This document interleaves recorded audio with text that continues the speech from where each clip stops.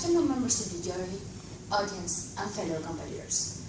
My name is Fernanda Griffero, and today I'm here to talk to you about a man who I think was one of the strongest warriors of our times, fighting for Black people's rights to dignity and equality.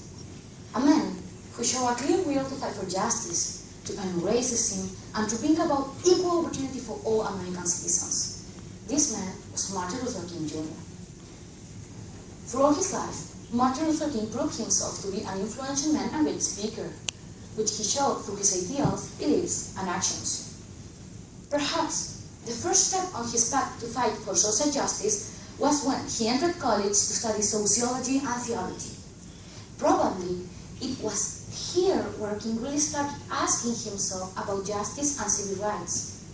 After this, he went on to become a major leader of African American civil rights movement.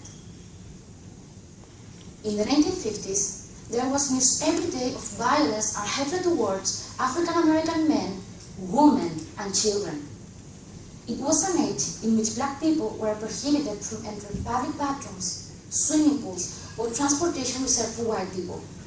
It's shocking to imagine such a time, and even worse in a country which proclaimed in its Declaration of Independence that every human being had the right to life, liberty, and the pursuit of happiness.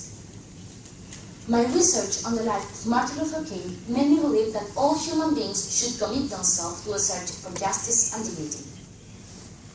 In his speech, I Have a Dream, the one which made him famous around the world, King clearly stated that the fight for civil rights has to be a permanent one, that a world where all people are equal, it's not just an imaginary utopia, and that people's dignity cannot be negotiated. Today, we can still see discrimination against minorities even in our own country, where initiatives have been developed to end segregation. An example of this is the Zamudio Law, which was passed in Chile in 2012 and punished discrimination of any type against another person. For me, Marthin Luther King lived at the beginning of the civil rights movement. Today, the struggle for civil rights continues. Perhaps it's time for the rest of the world to be ready, to unite in the fight for equality, to shed our fear, and to speak up for dignity for all human beings.